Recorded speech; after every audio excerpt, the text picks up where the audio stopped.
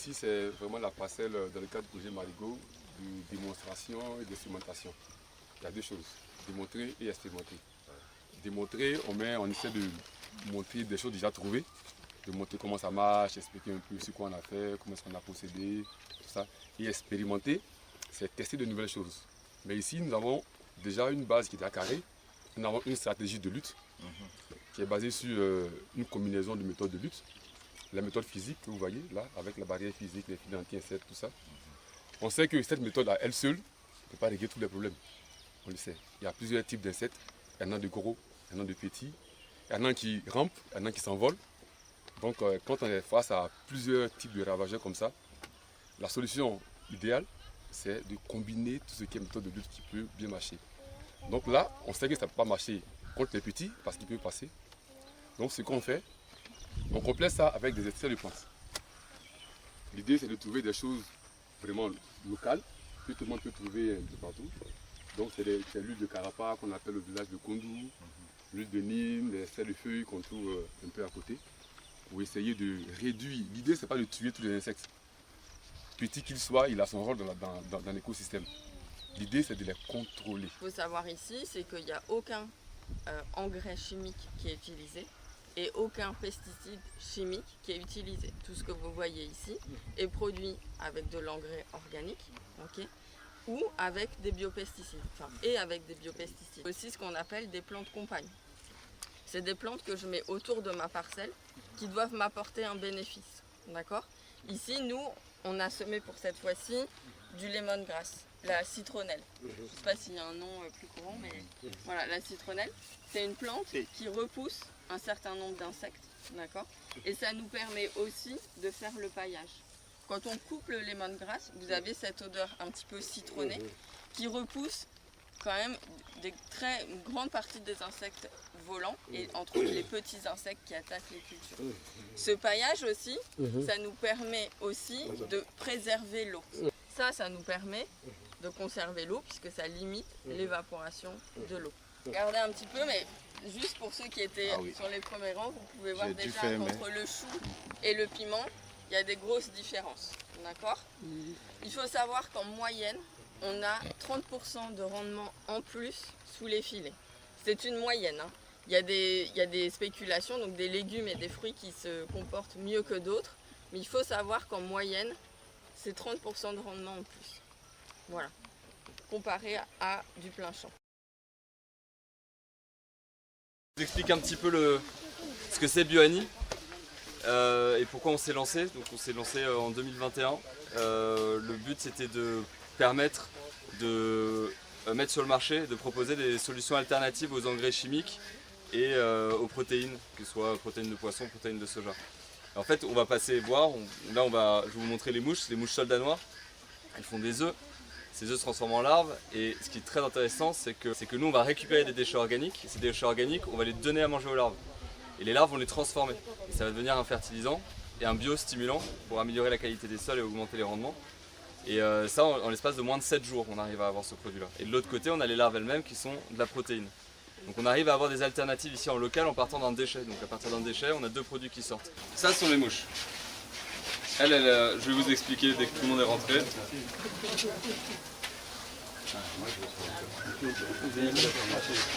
Elles sont à Bobo les formations. Ouais, on a un centre de formation.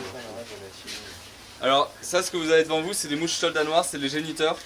C'est là où tout part. Elles boivent que de l'eau, elles ne mangent rien. Elles vivent une dizaine de jours et après la procréation, elles meurent. Elles vont pondre dans les pondoirs. Les pondoirs, c'est des petits bouts de bois ici que vous voyez. Et après la ponte, elles meurent. Donc là, vous voyez qu'il y a quelques mouches mortes au fond. Ensuite, on récupère les œufs. Et les œufs, on va leur donner à manger des déchets organiques. Les déchets organiques, il y en a quelques-uns par terre, il y en a derrière. Pardon. Et là, vous pouvez voir. Ça, ce sont des larves qui ont du coup consommé les déchets et c'est ce qui va rester. Tout ça, c'est des milliers et des milliers de larves. Elles mangent jusqu'à 10 000 fois leur poids. Et ce que vous pouvez voir ici, c'était des anciens déchets. Allez-y. On prend des déchets organiques qu'on broie, on en fait des pâtes et on leur donne un certain ratio et ils mangent ça. Et une fois qu'ils ont mangé, ce qui va en ressortir, ça c'est un peu de déchets et de la déjection d'insectes. Et ça c'est un biostimulant, ça booste le système racinaire, la photosynthèse des plantes, ça augmente les rendements. Vous avez juste besoin de ça sur vos plantations, vous en mettez quelques grammes autour de vos plantes et c'est reparti. Donc d'un déchet, on a ces deux produits qui sortent. Pour faire l'engrais liquide, j'ai dit qu'on utilisait 10 kg de feuilles fraîches. Voilà, on mélangeait plusieurs feuilles parce que pour faire par exemple un traitement, on ne fait pas seulement, on ne prend pas seulement une seule plante, on fait agir plusieurs plantes. Chaque plante apporte quelque chose à la guérison. Voilà. Donc ici on a mis les feuilles de manioc, les panicums, toutes les feuilles fraîches qu'on trouve dans la nature, sauf les feuilles de teck, les feuilles qui ne se décomposent pas vite comme bois d'allumettes et tout ça. Voilà. Et on a obtenu 10 kg de feuilles fraîches. On va peser maintenant 6 kg des déchets. Ici sont les déchets de lapin. Donc 6 kg des déchets de lapin qu'on va mettre là-dessus. Voilà.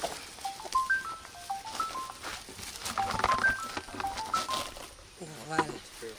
Et on va attacher maintenant. Attacher. Poser pour que le sac puisse être immergé. Une pierre pour mettre. Voilà. Et maintenant, on va mettre de l'eau. C'est 100 litres d'eau. C'est 100 litres. Voilà, et puis c'est ça, c'est vrai. Toujours il faut utiliser l'eau de forage. Oui, L'eau de robinet, il faut éviter le robinet. Totalement, comme ça. Comme ça. Et chaque 3 jours avec un bâton, on vient, on retourne comme ça. C'est-à-dire, quand je viens, 3 jours après, j'ai un bâton. Et puis je retourne. J'enlève la brique. Non. Tu laisses comme ça. Les feuilles, voilà. Mais comme ça, je viens, je tourne, comme ça, voilà. Juste il faudrait que le bâton arrive au fond. Non, pas forcément. Voilà. Chaque 3 jours. Et 2 semaines après, je viens, j'enlève la pierre, le sac et puis le liquide obtenu, j'arrose. Mais il faut dire que c'est à partir de 2 semaines qu'on peut apporter ça aux plantes. C'est-à-dire que je viens de répliquer aujourd'hui, je n'applique pas, ce n'est pas bon, ça va brûler. Et vous allez dire que le compost n'est pas efficace. Parce que quand les plantes sont très petites, non. À partir de 2 semaines, quand la plante a 2 semaines. Et quand la plante a 2 semaines, on va diluer. On va diluer. Mais à partir de 1 mois, on ne dilue plus directement, on prend pour faire la résine. Notre dernier atelier, qui est la fabrication de biopesticides. Les biopesticides, pour dire que c'est des produits qu'on utilise contre les pestes, donc les ravageurs de culture. Mais de quelle catégorie? De la catégorie biologique. Biologique, ça peut être d'origine à partir de plantes. Biologique, ça peut aussi à partir d'animaux. Ici, ce qu'on va faire, c'est biologique à partir de plantes. On a là 2 huiles végétales, parce qu'il faut dire qu'il y a 2 types d'huiles. Il y a les huiles végétales et les huiles essentielles. Les huiles essentielles proviennent des plantes aromatiques. Les plantes aromatiques sont des plantes comme la menthe, basilic, qui ont un parfum assez fort. Généralement, il y a un procédé pour extraire l'huile, mais c'est plus coûteux. Ça, c'est des huiles artisanales. Huile de graines, obtenue par pression, soit à chaud ou à froid. Ça, c'est l'huile de Nîmes. Non, pardon. L'huile de Nîmes. Tout le monde connaît le Nîmes. On parle de Kekwadjo, on ne sait pas, après, il y a d'autres langues. Et là, c'est l'huile de Carapa. Huile de graines de Nîmes. Huile de graines de Carapa. Qui connaît le Carapa? Voilà, le Kondou, Kobi. Voilà, c'est ça. Ça, c'est les graines de Kondou qu'on utilise pour faire l'huile. Et c'est beaucoup fait au nord. Mais ça, vous devez le faire. Ce que nous allons faire aujourd'hui, nous allons préparer 2 biopesticides à base de 2 huiles végétales. Je vais vous expliquer le principe. Pour le faire, d'abord, il y a eu un travail préalable pour pouvoir trouver la dose qu'il faut. Pour ne pas que ça brûle nos plantes. Et en même temps, pour que ça puisse limiter les insectes sur les cultures. Ça, c'est un travail de laboratoire. Donc ici, les ingrédients qu'il nous faut. Notre huile, l'alcool, de préférence 96 degrés, de l'eau. Ça c'est l'eau de robinet, c'est pas l'eau minérale. Pour éviter la publicité.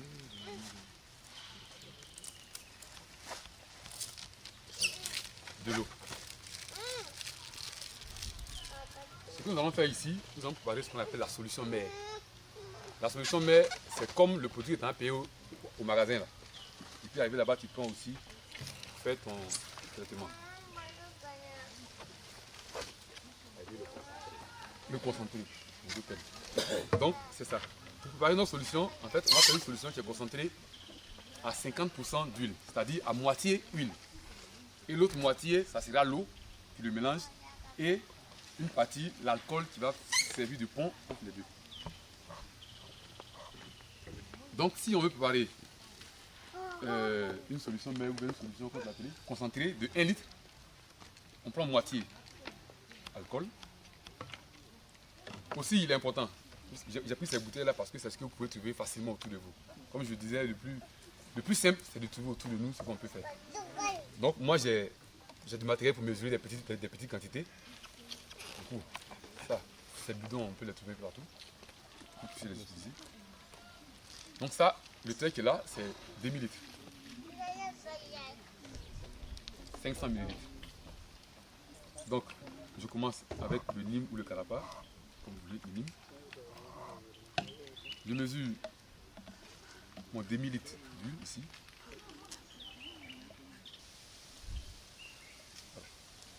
Là, j'ai 2 ml. Et comme on veut préparer un produit de 1 litre, il te faut quelque chose de plus de 1 litre pour que ça remplisse, que ça baisse. Donc là, nous avons une bouteille de 1 litre et demi. Je renverse mon huile.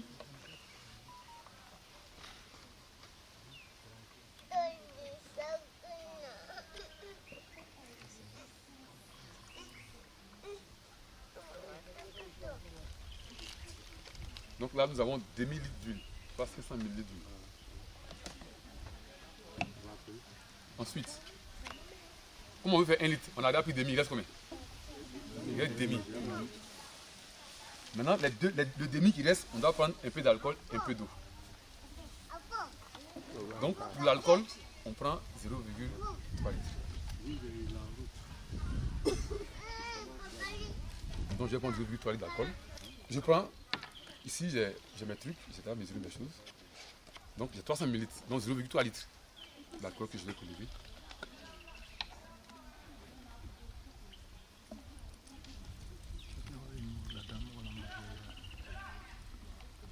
On a mangé. Moi,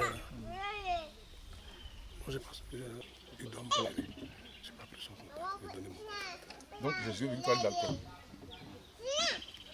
J'ai pris. que je renverse dans mon lit.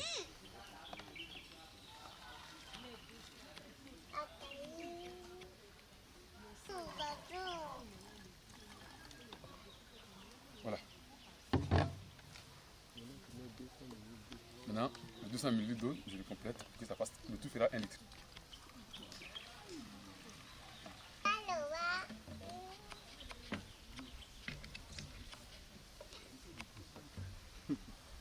Qu'est-ce que vous remarquez? 3 couleurs. Jaune clair, jaune plus. Une fois que le mélange est fait, il faut agiter. Quand tu agites, tu as ça. S'il n'y avait pas de l'alcool, dès qu'elle finit de remettre, tu laisses, tu vois les bulles d'huile en train de remonter. Là, on a l'impression que c'est devenu de l'eau liquide. C'est devenu un liquide, un mélange de 3 choses. Donc l'alcool nous a permis d'associer l'eau et l'huile. Donc à chaque fois que tu dois prélever, il faut agiter. Et si on laisse un temps de repos, chacun va là à sa place. L'alcool va toujours rester au milieu en train de venir entre les deux. Donc en récapitulatif, pour faire 1 litre de ça, on a besoin de 2 000 litres d'huile, qui est notre produit qu'on cherche. On utilise l'eau pour diluer nos choses. Et comme l'huile ne se mélange pas à l'huile, comme l'eau ne se mélange pas à l'huile, il faut trouver quelque chose pour les unir. D'où l'alcool. Donc 300 ml d'alcool et 200 ml d'eau. Cette solution-là, qui est notre solution mère, ou bien notre solution concentrée. C'est ce que les fabricants font avec les autres produits chimiques. Vous partez payer. On a tout fait et puis on te dit quand tu es parti là, prends un bouchon, mets 2 bouchons dans ta machine pour traiter. L'avantage de ce truc, c'est que l'huile se conserve longtemps. Contrairement aux extraits à queue, quand tu finis, il faut l'utiliser automatiquement, sinon ça va sentir. Ça se conserve longtemps, facile à manipuler.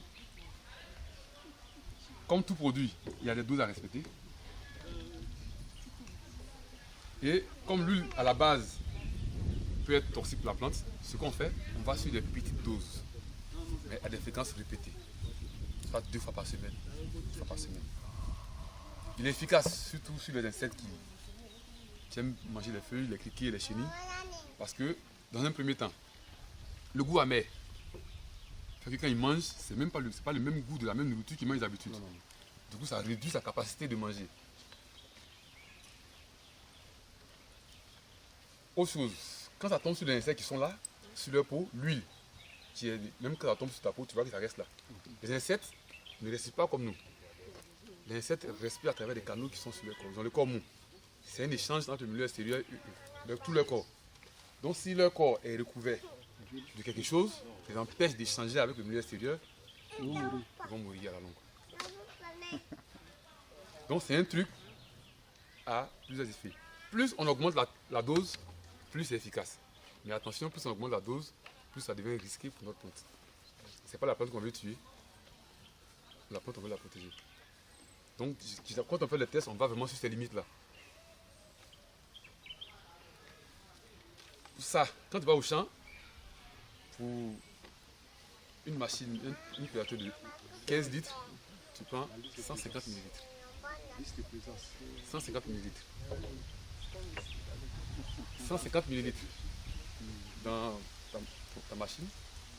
150 ml, généralement, moi je pense ces genre de choses là. C'est des petits trucs qu'on vend au marché, les femmes en ango vendent ça, mais qui sont gradués. Il y a des ici qui peuvent mesurer ces genre de choses. On a des mesurettes même pour ça. Voilà. Bon, tout le monde va dire qu'on ne sait pas où on paye les mesurettes. Le marché, les femmes en ango, tout le monde connaît. Donc il y a tout à côté pour mesurer.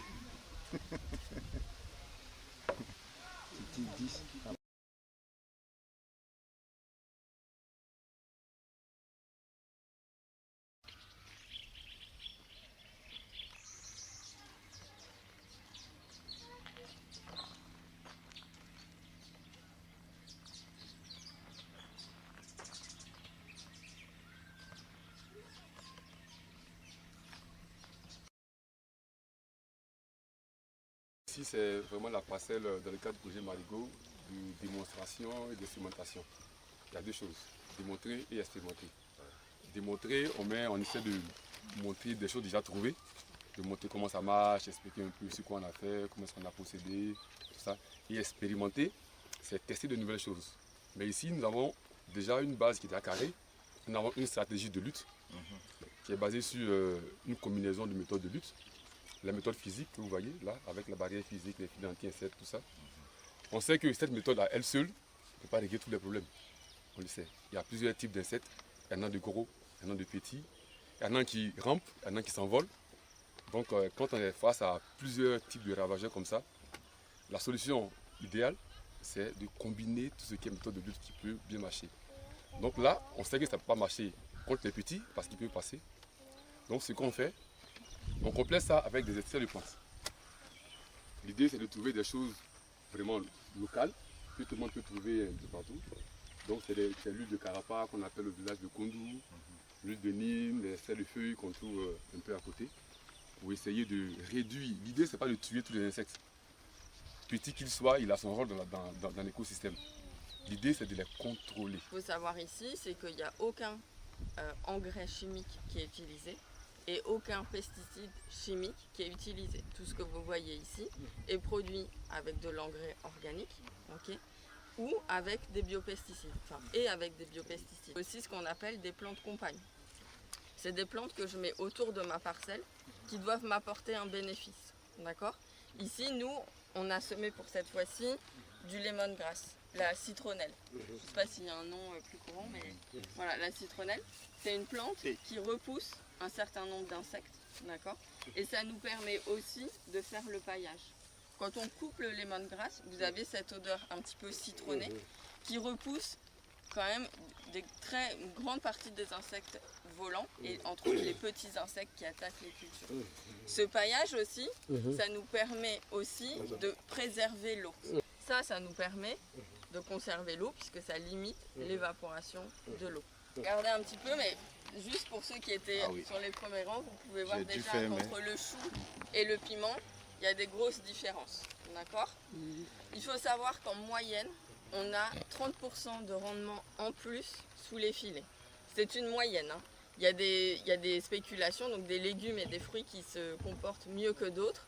Mais il faut savoir qu'en moyenne, c'est 30% de rendement en plus. Voilà. Comparé à du plein champ.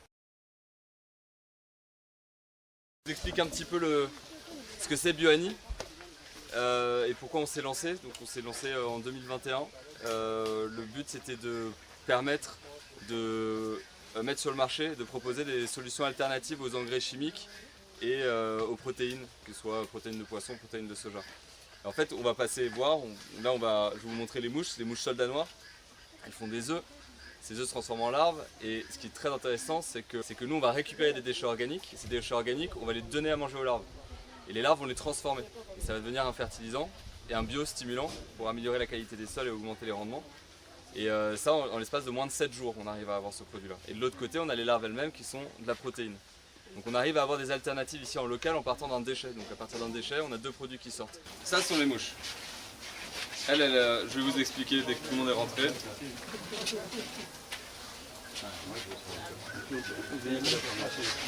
Elles sont à Bobo, les formations. Ouais, on a un centre de formation.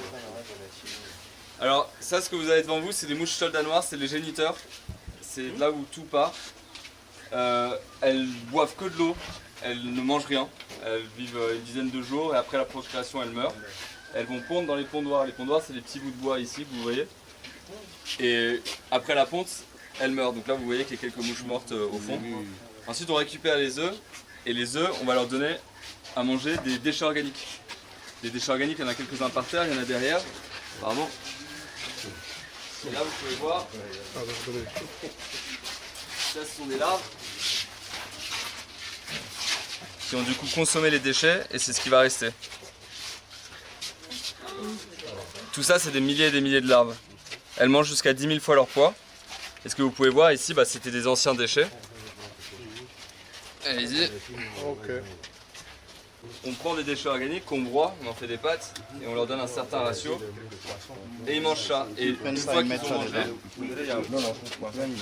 ce qui va en ressortir, ça c'est un peu de déchets et la déjection d'insectes. Et ça c'est un biostimulant, ça booste le système racinaire, la photosynthèse des plantes, ça augmente les rendements.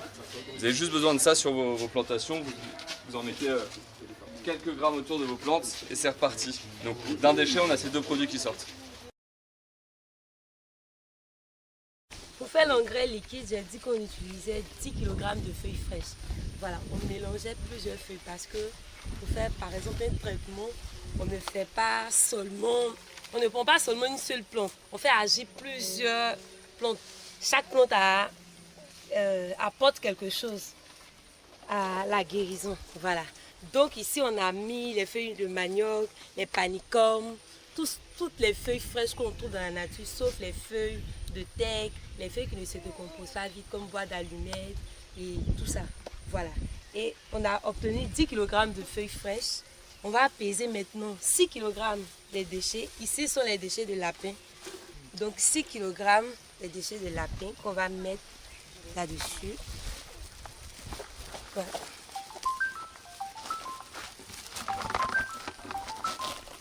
Voilà. Et on va attacher maintenant.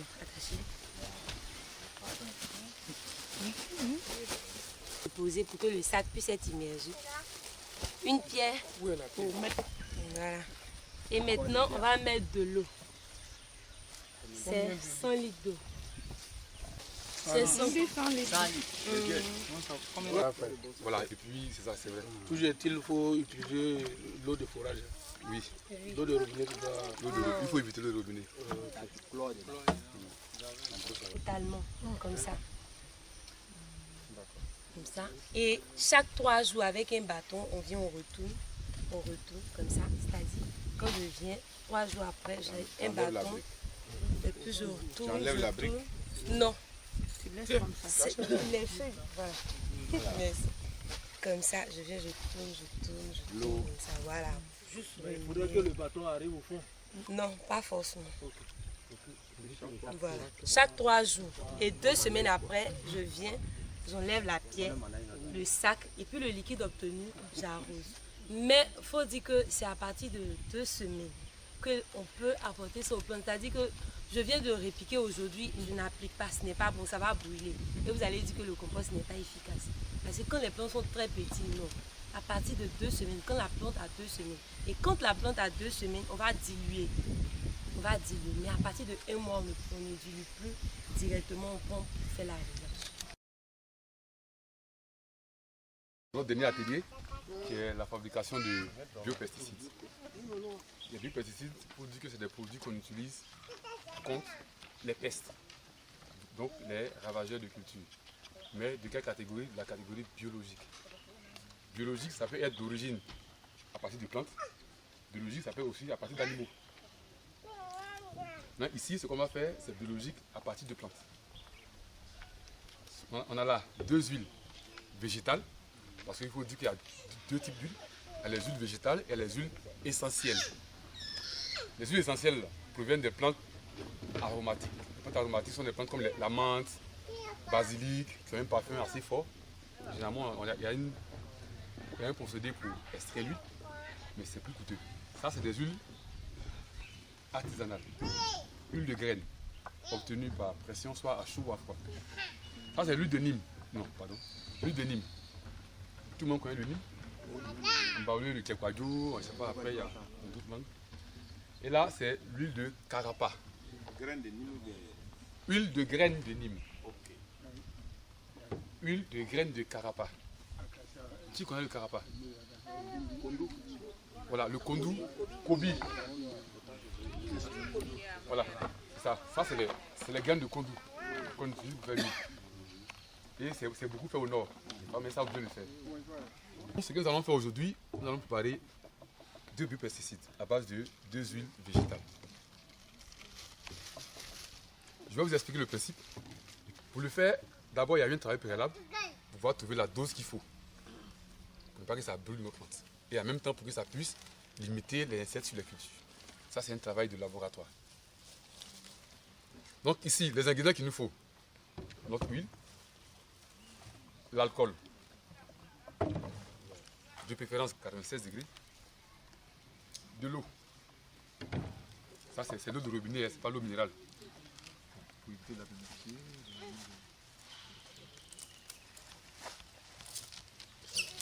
De l'eau.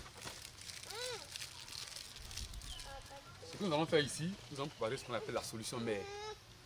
La solution mère, c'est comme le produit que tu as payé au magasin. Là. Et puis arrivé là-bas, tu prends aussi, tu fais ton traitement. Le concentré.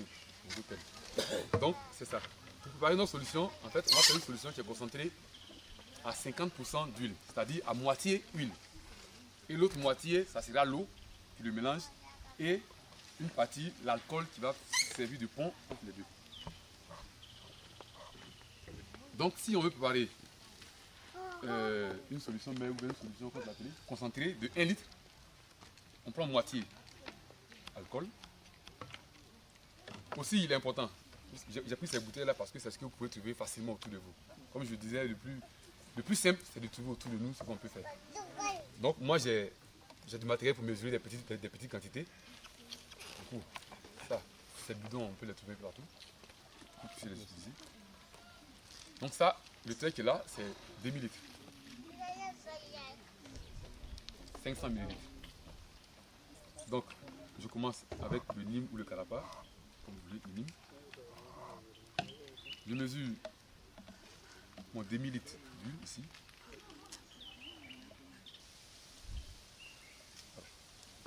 Voilà. Là, j'ai 2000 litres. Et comme on veut préparer un produit de 1 litre, il te faut quelque chose de plus de 1 litre. Pour que ça remplisse, que ça verse. Donc là, nous avons une bouteille de 1 litre et demi. Je renverse mon huile.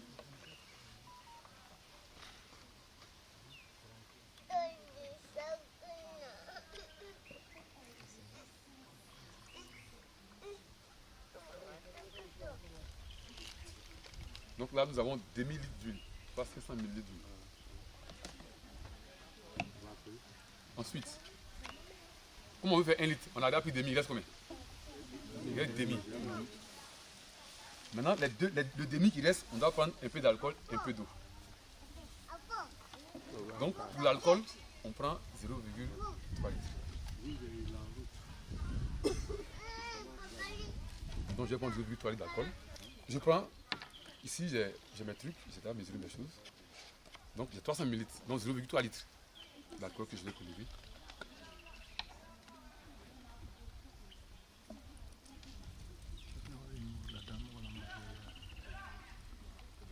On a mangé. Moi, je pense que il doit me parler. Je n'ai pas pris son contact. Je vais donner mon contact. Donc, j'ai 0,3 litres d'alcool J'ai pris. que je renverse dans mon lit.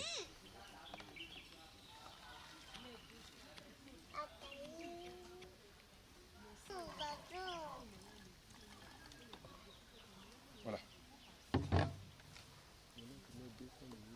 Maintenant, le 200 ml d'eau, je le complète pour que ça fasse, le tout fera 1 litre.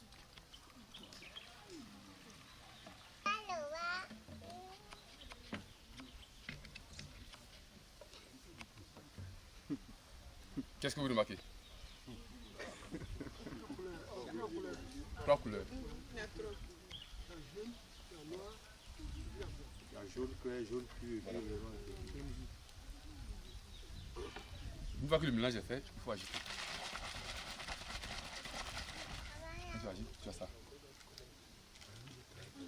S'il n'y avait pas de l'alcool, dès qu'il finit de remettre, quand tu laisses, tu vois les bulles d'huile en train de remonter. Là, on a l'impression que